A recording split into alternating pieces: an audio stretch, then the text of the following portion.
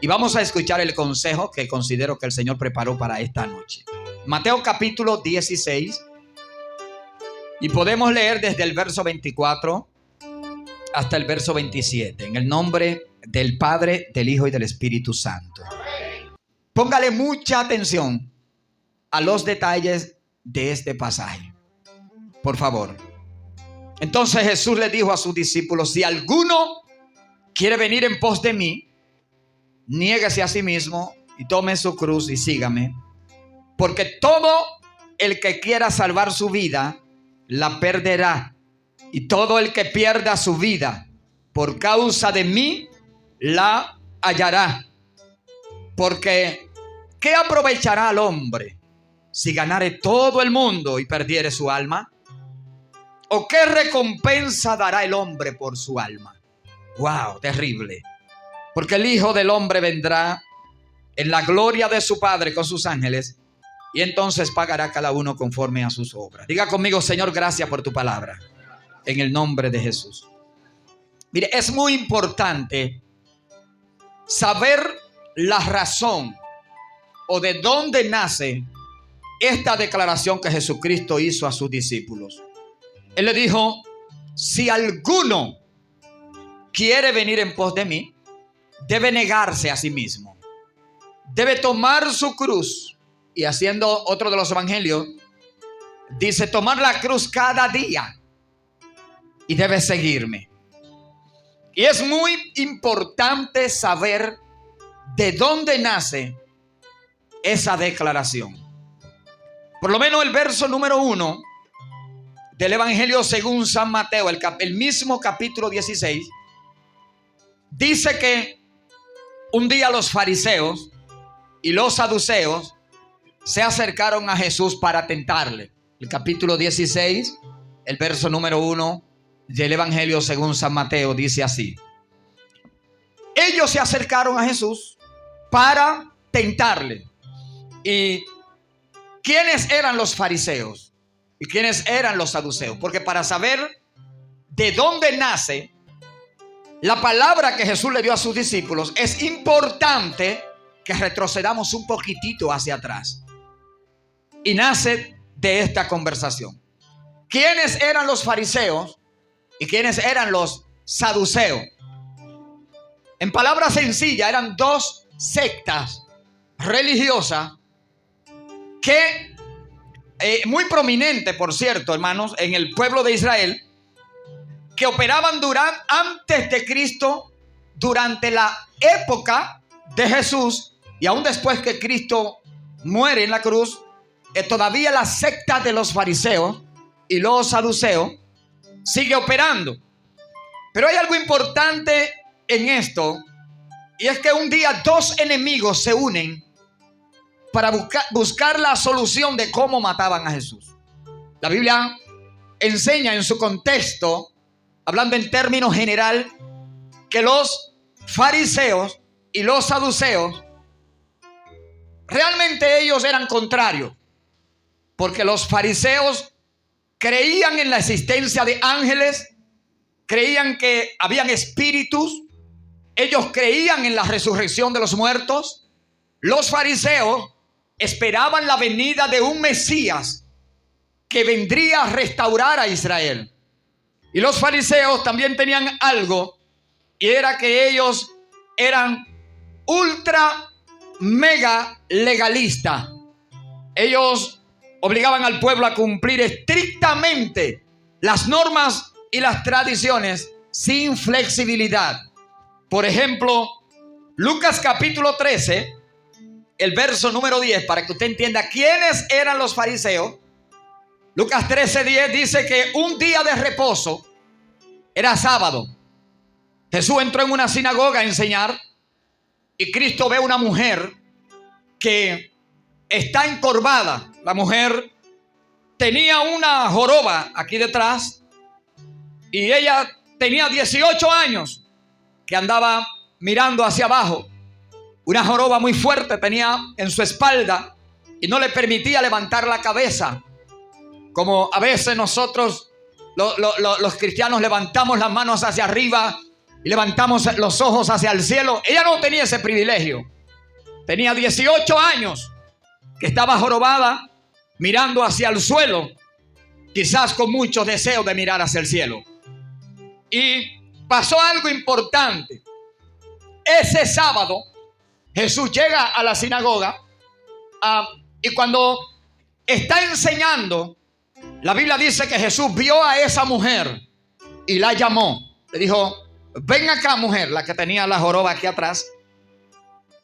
Y cuando ella se acerca a Jesús, la palabra enseña que Jesús le dice a la mujer: se libre de tu enfermedad, y puso sus manos sobre ella. Y cuando la tocó, ella al momento se enderezó y pudo mirar hacia el cielo. ¿Y por qué te hablo de esto en esta noche, hermanos? Porque quiero que entiendas que los fariseos, cuando la secta de los fariseos literalmente terminó, su doctrina continuó. Y una de las cosas tremendas que me llama de este pasaje es que aunque la mujer tenía 18 años y estaba en la iglesia y fue sanada por Jesús, Lucas 13:10 en adelante, el principal de la sinagoga, escucha esto, Israel, el sacerdote de esa iglesia se enfureció y se puso guapo y le dijo a la gente: hoy es sábado, hay 6 días en que se puede trabajar, vengan cualquiera de esos 6 días y sean sanados, pero el sábado no se puede sanar a nadie, sin saber si ese era el único día que esa mujer tenía para tener un encuentro con Jesús. A ellos no les importaba que la mujer estuviera jorobada, enferma. A ellos lo que les importaba era estrictamente cumplir con las normas y con las tradiciones, sin importar que al pueblo se lo llevara quien no lo trajo, como dicen la gente. Y ese sistema farisaico todavía sigue operando. Y voy a decirte algo muy importante, porque un momento determinado, Juan capítulo 5 relata la sanación de otro hombre. Escucha esto, por favor. Había una fiesta de los judíos y Jesús llegó al estanque de Betesda. Amarante, cuando Cristo entra al estanque, en el lugar donde estaba el agua, supuestamente un ángel venía y movía las aguas de tiempo en tiempo. Y el primero que entraba en el agua era sanado de cualquier enfermedad que tuviera, no importa cuál sea. Eso es lo que la Biblia relata. Y la Biblia dice que Cristo se acerca y se da cuenta que el paralítico tiene 38 años ahí, esperando un milagro. Y se acerca a él y le dice: ¿quieres ser sanado? Y él pone sus argumentos y le dice a Jesús: cuando el ángel agita las aguas, yo no tengo quien me lleve rápidamente y me introduzca en el agua. Antes que yo llegue, otro se mete y es sanado. Yo soy paralítico. Supongamos que alguien tiene un problema de lepra o lo que sea. Cuando las aguas se mueven, podía correr rápido y meterse en el agua y era curado. Él era paralítico, no podía moverse, necesitaba de alguien.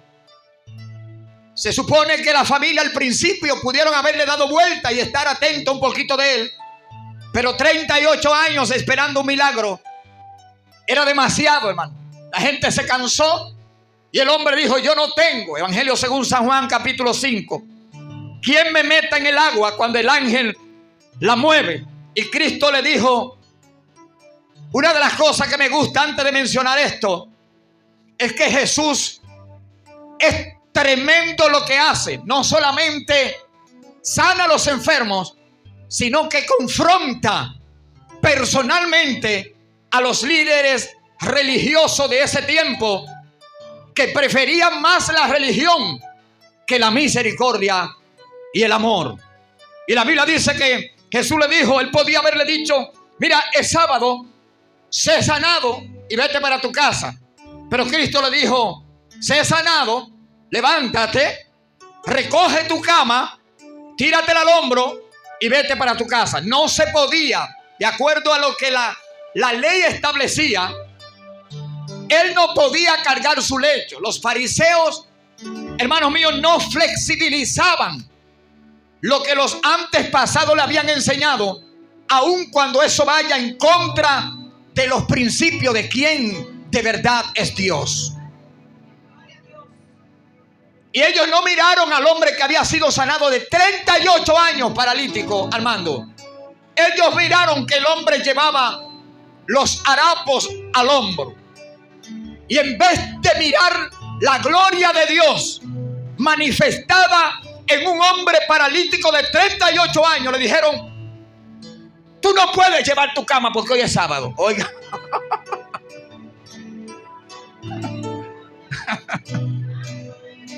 Aleluya.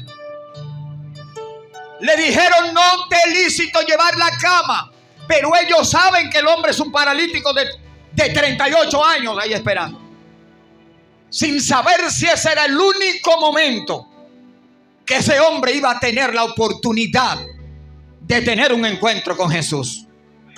A su nombre sea la gloria. Y ese sistema farisaico todavía sigue operando dentro del pueblo de Dios, y nosotros tenemos que cuidarnos de eso. Ese sistema legalista que le interesa más la religión que la misericordia y la piedad y el amor.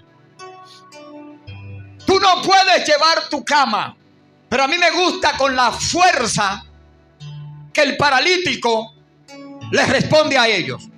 Él le dice: el que me sanó me dijo que la lleve la cama. A su nombre, gloria. Sí, pero que hoy es sábado. El legalismo no salva. Eso mata, hermanos, la vida del espíritu. Tenemos que ser cuidadosos. Tú no puedes llevar la cama porque hoy es sábado. Y él le responde: es que el que me sanó a mí me dijo que tome mi cama y que me la lleve para mi casa. Se metió en problemas por obedecer a la voz de Cristo.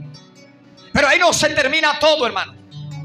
Un día Jesús, el mismo evangelio según San Juan, Jesús llega a una comunidad y hay un hombre que está ciego. Y Cristo sana al ciego. Y cuando el ciego va caminando glorificando a Dios que puedo ver, aparecen otra vez el mismo sistema farisaico y lo empiezan a sujetar y a investigar. ¿Cómo te sanaron? Él le dijo: yo no sé. Yo sé que yo era ciego y ahora yo veo. Sí, pero queremos saber cómo fue que te sanaron. El problema era que Cristo lo sanaba los sábados la mayoría de las veces. A su nombre, gloria. Pero ¿cómo fue que te sanaron? Bueno, él me dijo que me untó lodo en los ojos y me dijo que vaya y me lave en el estanque, allá en el estanque en Siloé. Y yo fui, me lavé y yo salí viendo. Y fue tan tremendo lo que pasó, y tanto que indagaron e indagaron, que el caso llegó a donde los padres de ellos, del muchacho. Y le dijeron: ese es el hijo suyo que di que nació ciego. Los padres le dicen: di que no, ese nació ciego y es nuestro hijo. Ahora, como él ve, a nosotros no sabemos. Pregúntenle a él qué edad tiene. Ya él es un hombre. Y volvieron y le preguntaron. Y al último el hombre le dice: vengan acá, ustedes como que quieren ser discípulos de él, ¿verdad que sí? Y lo expulsaron, lo sacaron de la iglesia. Nunca más lo dejaron entrar a la sinagoga, hermano. Y pusieron en la tablilla: fulano de tal jamás en la vida podía entrar a una sinagoga. Lo echaron fuera. El sistema religioso está analizando a ver cómo la gente entra a las iglesias, a ver si el que entra califica. Yo vi. Déjame ver cómo vino vestido, a ver cómo habla, quién es la persona, para saber si califica, cuando este lugar es un lugar de enfermos moribundos que estamos siendo curados, hermano. A su nombre. Todos estamos siendo curados. De una u otra manera, todos estamos siendo sanados. Y eso era lo que los fariseos en síntesis hacían. Ellos justificaban lo que ellos creían por las obras que ellos hacían. Y te voy a decir algo, hermano, porque ese sistema farisaico todavía está ejecutándose dentro de las iglesias. Hay mucha gente que entiende que tiene que hacer para ser salvo, que tiene que orar mucho para ser salvo, que tiene que ayunar mucho para ser salvo. Los cristianos ayunamos y oramos no para ser salvos, sino porque ya somos salvos por la fe en Cristo Jesús. Porque el que salva no son mis hechos, sino la sangre del Cordero. A su nombre, gloria. No es lo que yo haga, es lo que Él hizo lo que me hace salvo. Pero el sistema farisaico te hace entender que tú tienes que hacer para poder ganarte la gracia de Dios. Y la gracia no se vende. La gracia nadie la puede comprar. La gracia se recibe. A su nombre, gloria. Solamente hay que recibirla. Y hablamos de dos sectas: fariseos y saduceos. Los saduceos, acuérdense que los fariseos creían en que venía el Mesías, creían en los ángeles, creían en los espíritus, creían que había vida después de la muerte, resurrección. Al contrario, los saduceos eran escépticos, eran como una rama de los ateos. Ellos no creen en nada, no creen en ángeles, no creen en demonios, no creen en cosas espirituales. Negaban rotundamente la resurrección. Y para ellos no había vida absolutamente después que la gente moría. Marcos capítulo 12, 19 al 23. Y ellos le hacen una pregunta a Jesús acerca de lo que ellos mismos niegan. Ellos negaban que había resurrección. Y para tentarle le hacen esta pregunta al Señor: Maestro, oye cómo ellos vienen. Si Jesús hubiese sido dominicano, se prepara y dice: ¿qué labia es que ahora traen esta gente? Porque oiga, como son enemigos de Cristo y se acercan a Él y le dicen: Maestro, Moisés dejó escrito en la ley que si un hombre se casaba con una mujer y se moría el hombre y no dejaba hijos, pues entonces el hermano de ese hombre tiene que tomar esa mujer. Eso está en la ley. Y nosotros conocemos que un hombre tenía a su esposa y se murió, no dejó hijos. Y se la pasó al hermano, el hermano la tomó, tampoco dejó hijos. Y pasaron 7 hermanos por esa mujer y ninguno de los 7 le engendró hijos. Y ellos, para tentar a Jesús, le dicen: dinos de cuál de los 7 es la mujer allá en la resurrección. Oiga qué locura. Marcos capítulo 12, 19 al 23 para los que siguen. Y Jesús rápidamente les responde: ustedes no conocen la palabra del Señor, ni el poder de Dios. Ustedes no lo conocen, porque en la resurrección no habrá necesidad de matrimonio, sino que los justos serán como los ángeles allá en el reino de los cielos. A su nombre, gloria.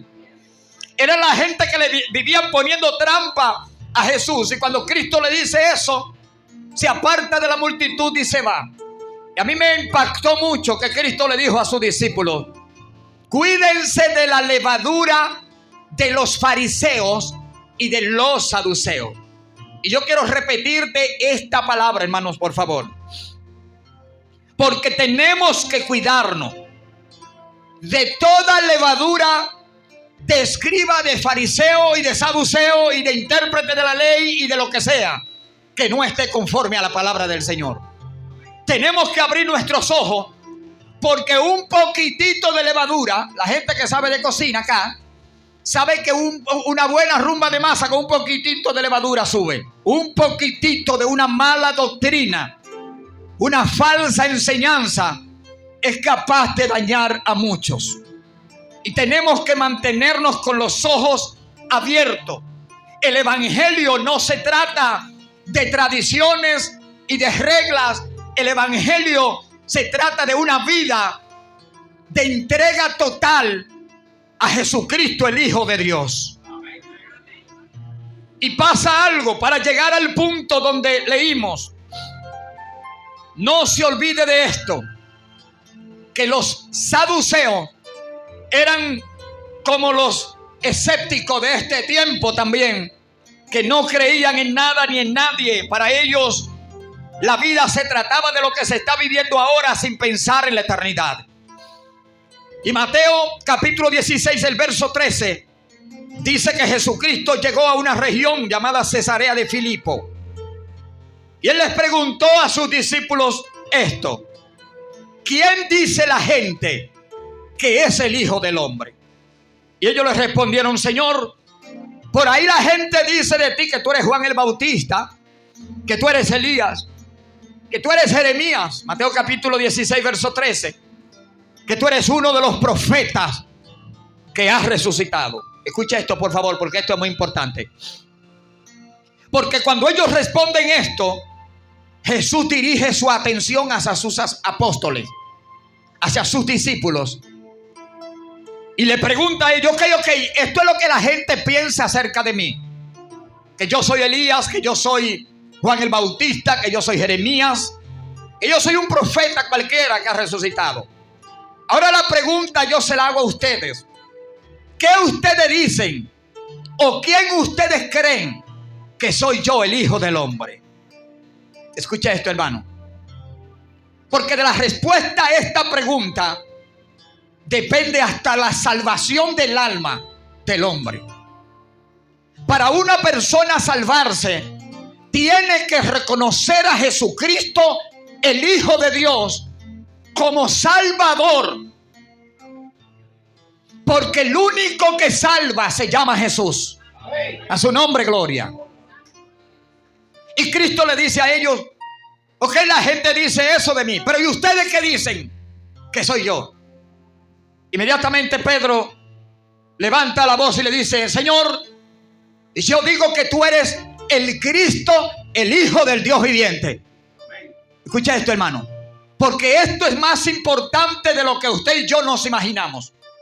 Para un judío, cuando Pedro utiliza la palabra tú eres el Cristo, está diciendo: tú eres el Mesías que esperamos. Tú eres el Salvador. Tú eres el ungido de Dios. Tú eres el Salvador del mundo.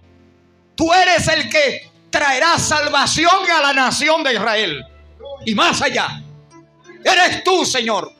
Es lo que Pedro está diciendo. Y yo quiero hacerte una pregunta, hermanos míos. Porque no es menos cierto que estamos viviendo una temporada muy peligrosa. Seguir a Jesús se está convirtiendo en un gran desafío.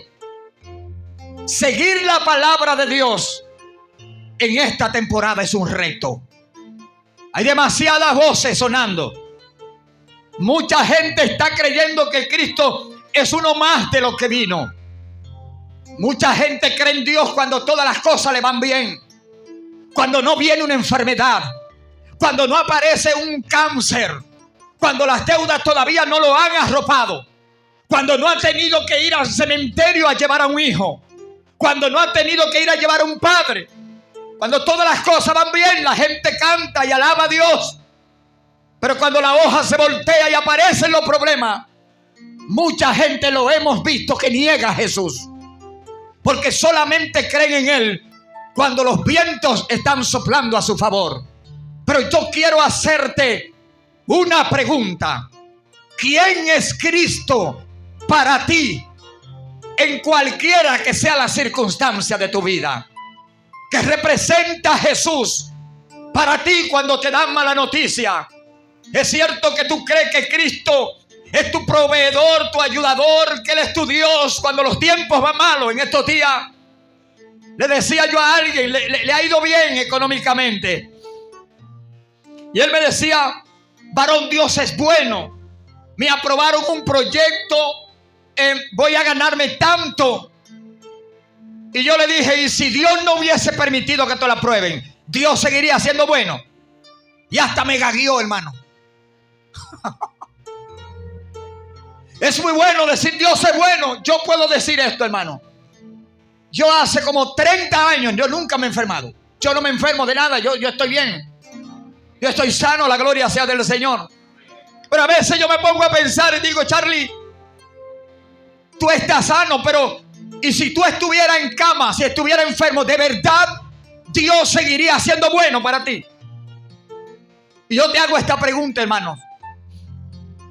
Aquellos que decimos Dios es bueno cuando todo está bien, si las cosas tornan diferente, si las hojas se voltean, si cuando esperabas un ascenso te despiden, si cuando vas al médico con algo simple y el diagnóstico sale que te quedan meses para morirte, ¿de veras te atreverías a proclamar el nombre del Señor y decir mi Dios es bueno? ¿De veras? Tenemos que prepararnos para esto, porque seguir a Jesús se ha convertido en un gran desafío. Mucha gente cree solamente hasta que la cosa va bien, pero desde que la cosa se pone mala, empiezan las dudas en nuestra cabeza. Alabado sea el nombre del Señor. Y empezamos a tambalear. Hermanos, tenemos que reafirmarnos cada día en la palabra de Dios y saber que aunque no sintamos el rayo y el fuego del Espíritu corriendo por nuestro cuerpo, por la palabra sabemos que Él está con nosotros y en nosotros. Que aunque no veamos los milagros al momento, podamos decir como dijo Pedro: yo digo que tú eres el Cristo, que tú eres el Hijo del Dios que da la vida. Que podamos decir como dijo David cuando estaba a punto de morir: aunque yo ande en valle de sombra de muerte, yo no voy a tener temor. Yo estaré tranquilo porque tu presencia está conmigo. A su nombre, gloria. Yo estaré quieto. Alguien aplauda la gloria de Dios. Sea Cristo glorificado. ¿Y qué dice Cristo esta noche? Esta pregunta me destapó la masa encefálica, el cerebro, cuando yo sentí que el Espíritu me preguntaba a mí así, que te lo quiero preguntar. ¿Qué dice la gente acerca de mí? Y cuando ellos responden, Jesús torna la pregunta hacia ellos y me la hizo a mí. Y para ti, ¿quién yo soy en este tiempo? ¿Quién es Cristo para nosotros, hermanos? Hermanos míos, por favor. Si Jesús no está ocupando el primer lugar en nuestra vida, en nuestra existencia, hay problema. Cristo tiene que ocupar el centro de nuestra vida. A su nombre, gloria. Nosotros no podemos depender ni de un empleo, ni de una buena oferta, ni de que estoy sano. Nosotros tenemos que en este tiempo depender absolutamente de nuestro Salvador, de nuestro Señor Jesucristo. ¿Quién es Cristo para ti? De veras, hermano. Cuando las puertas se cierran, porque cuando se abren ahí es bueno, Yolanda. Oye, cuando se abre una puerta decimos, muchacho, Dios está conmigo. Usted oye a la gente. Jesús, tú oye a la gente que dice, Dios está conmigo, muchacho, me ascendieron y si te votan. Hello. Eso es lo que nosotros decimos. Eso es la verdad. Dios es bueno siempre, hermano. Un hermano mío tuvo un choque en estos días, un descuidito, y tuvo un accidente en un carro, en una propiedad donde no hay más vehículos, nada más es él. Y en un descuidito le dio a una esquina a un árbol. Él está aprendiendo, hace poco tiempo que tiene ese vehículo y está conduciendo, y él me dijo, manito, fue un solo descuidito. Y hoy estaba llorando y le decía, Señor, gracias, el Espíritu Santo seguido se lo escribí. Le dije, manito, agradécele a Dios que fue con esa matecoco que tú chocaste, porque a los que aman a Dios todas las cosas le ayudan a bien. Que no fue en la calle, debajo de una patana, debajo de un camión, que no mataste un motorista. Dale gloria a Dios. Y lo entendió, hermano. A su nombre, gloria. Sí, porque Dios es bueno cuando Él consigue el carro, pero cuando lo choca y está medio desbaratado. Hermano, tenemos que afirmar nuestra fe. Nuestra fe tiene que estar firme, sin importar lo que pase en la vida, en que Jesucristo es nuestro Señor y Él es nuestro Salvador. y que Él tiene el control, que no lo ha perdido nunca. Y aunque usted se sienta zarandeado, golpeado, que los vientos están soplando y lo que hay es problema, sepa que los problemas nunca han estado de su cuenta. Los problemas están en las manos del Señor. Y a nosotros no va a suceder lo que el Eterno permita que nos suceda. A su nombre, gloria. Y a mí me encantó que Pablo le escribió a los colosenses. Escuche bien esto, hermano. Antes de terminar, Pablo le escribió a los colosenses en el capítulo 3, el verso 1 y 2. Ya que ustedes han resucitado con Cristo, escúcheme por favor. Él le dijo: busquen las cosas de arriba, donde está Cristo sentado a la diestra de Dios.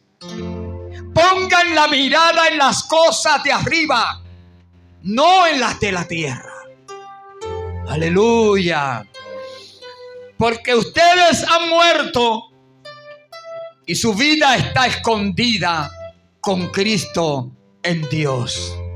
A mí me gusta porque Colosenses 2:12 dice que nosotros fuimos sepultados con Cristo el día que a Él lo sepultaron. Que nosotros fuimos resucitados con Él el día que Cristo resucitó. Por eso Pablo dice: ya que ustedes han resucitado con Cristo, pongan toda su atención en las cosas de arriba y no en las de la tierra. Y yo quiero hacerte una pregunta, hermano. ¿Qué es lo que mayor relevancia tiene para ti en estos días?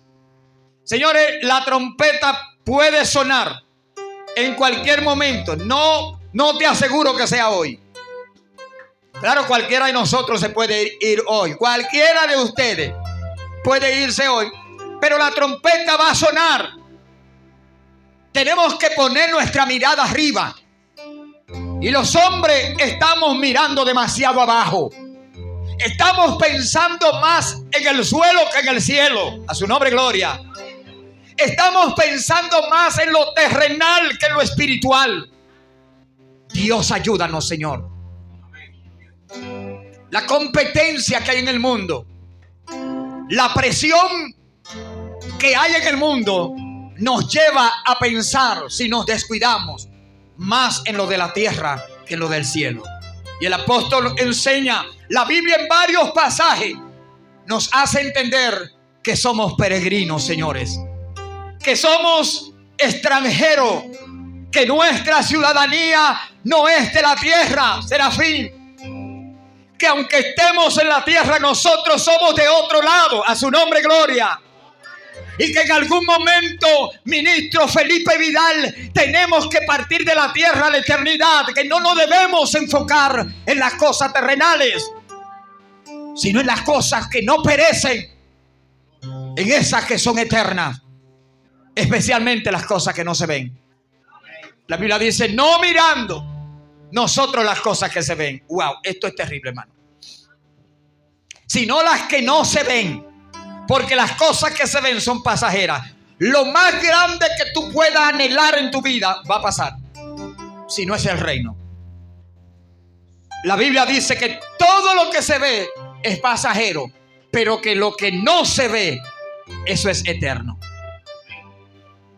Y tenemos que seguir agarrados de lo que es eterno, porque Pablo está considerando algo, y es que todo aquel que se llama ser cristiano, todo aquel que dice ser seguidor de Jesús, no puede vivir bajo ninguna circunstancia fuera de la atmósfera de que está en la mano del Señor.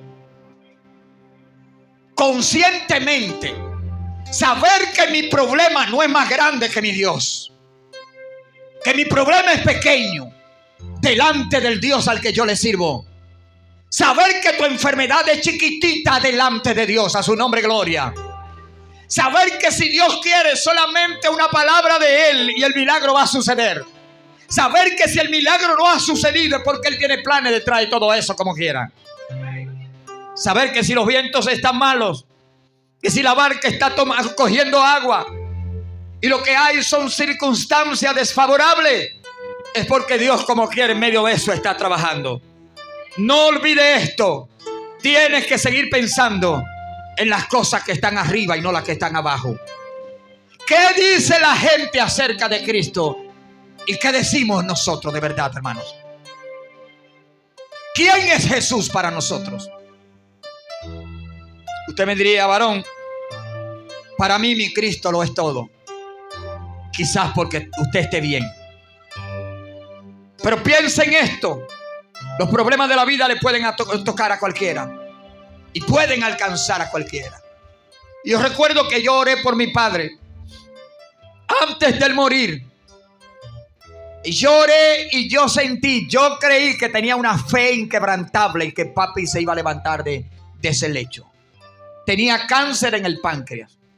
Y una mañana yo amanezco con una fe, Israel, que toca las estrellas. Yo dije, wow, hoy es el día. Yo sentía que la fe vibraba y yo decía, se va a sanar. Y voy y oro por el viejo mío. Y dijo, papi, en el nombre de Jesús, sé sanado, levántate. Papi se levantó de su cama, se desayunó ese día. Y yo creo que papi está sano y como a la media hora me dicen, se murió. Oiga, ministro Vidal. Y cuando me llamaban por teléfono y me dijeron, se murió tu papá. Yo salgo de mi casa pensando que papi está sano, que Dios hizo el milagro. Y vengo rodando en un motor y vengo muy contento. Y cuando me llaman que se muere, seguido no dejó de aparecer el enemigo de nuestras almas en la mente y me ministraba, tú ves que tu Dios no sana nada. Y tú predicando, di que sana, y predicando, di que salva. Eso ni sana ni salva. Y vino esa batalla a mí cuando yo llego allá, un hombre que estoy pensando que voy a durar unos años con mi papi, tengo que salir a buscar un féretro, hermano. Y cuando llego a la casa con el ataúd y lo ponemos en el ataúd, el Espíritu Santo me demostró cosas grandes, hermano. Y ahí mismo yo estaba tranquilo y yo dije, Señor, gracias. Tú eres mi Dios, aunque no sanaste a mi padre. Se murió porque yo te he visto sanando enfermos. Yo he visto a Dios sanando enfermos. Tú no sanaste a mi papá y a los poquitos días estaba meditando en el altar. Y me doy cuenta de las cosas más extraordinarias, hermano. Hacía 22 días que papi se había convertido. Yo mismo había orado por él. Y en cada casa tenía un altar. Yo vi, tú sabes quién era Vale. En cada casa tenía un altar, hermano. Y se convirtió conmigo. Y un día yo no me acordaba de eso hasta que un día estaba así tranquilo y meditaba. Y el Espíritu Santo me dijo, el mayor milagro lo hice yo. Yo lo salvé. Yo dije, wow. No lo sanó, pero lo salvó. A su nombre, gloria. Entonces Dios tiene el control, ¿sí o no? Y en medio de la turbulencia, a boca llena, con el cadáver de papi ahí, y había mucha gente, yo dije, Señor, te doy gracias. Y el Espíritu me ministró, quiero que predique acerca del Dios que sana a los enfermos, con tu papá muerto ahí. Y ese día prediqué yo un milagro que Dios sanaba a los enfermos, hermano, como nunca en la vida. Y papi muerto en un ataúd ahí. Porque yo sé que Dios tiene el control, hermano. Y que el Señor sigue haciendo milagros. Pero que los milagros sucederán conforme a su grande misericordia y a su voluntad. Levántase de su asiento, por favor. Siga agarrado de esa fe, hermano. No permita que los vientos desvíen su mirada de Jesús. Señores, mantengámonos anclados en esa fe. Puesto los ojos en Él. Él es el autor. Él es el consumador de nuestra fe. Puesto los ojos en Él. No permita que una enfermedad te desenfoque. No permita que una deuda te desenfoque. No permita que la muerte de un pariente te desenfoque. No permita que porque te boten de un empleo te desenfoque. No permita que porque te asciendan te desenfoque. No permita que nada te desenfoque. Mantén tu mirada en Jesús. Guarde esta palabra. Si usted quiere, olvide el mensaje entero, hermano. Pero guarde esta palabra. Mantenga su mirada puesta en Jesús.